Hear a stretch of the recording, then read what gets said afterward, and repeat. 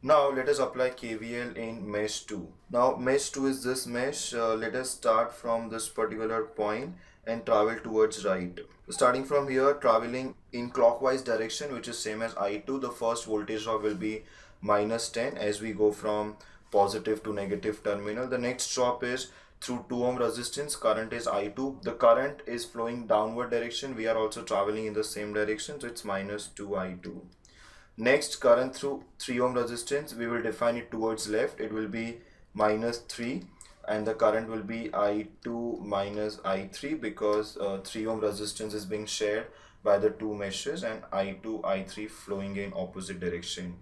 And finally, now we will take current through 10 ohm resistance in upward direction. So it will now become I2 minus I1, and minus sign because I2 minus I1 will flow in upward direction. We are also traveling in the upward direction, so negative sign here. So let's simplify this.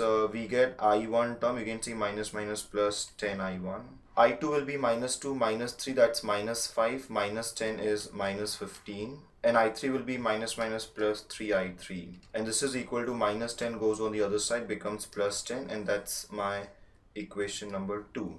So we are now almost done. All we have to do is write one last KVL equation, which will be applied in mesh number 3. So in mesh 3, which is this mesh, we have to apply KVL now. Let us start from this particular point. The first voltage will be 24 as we go from negative to positive polarity. Current through 1 ohm, I will take it towards right. So this time it will be I3 minus I1 into 1. I3 minus I1 will have the same direction as I3, which is towards right. We are also traveling towards right, so minus sign here. Minus current through 3 ohm resistance will be I3 minus I2 this time. So it will be 3I3 minus I2. It will flow towards right, same as the direction of travel, so minus sign again.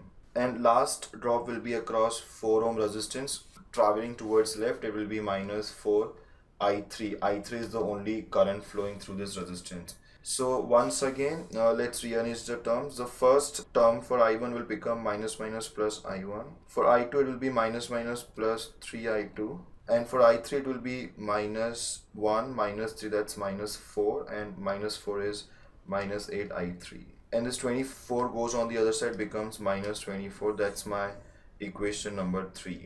So one last step now, solving 1, 2 and 3, we are going to get the values of I1, I2 and I3. But out of all the three, only important value is for I3, that's the current flowing through 4 ohm resistance. So finally I'm going to say that I4 ohm, current through 4 ohm resistance, is equal to I3. So let's find out the values by solving equations simultaneously. So the answers for all the three currents are 2.785, that's my I1, I2 is 2.011, and I3 is 4.102 amperes. So finally my answer for I4 ohm, which is same as I3, is nothing but 4.102 amperes.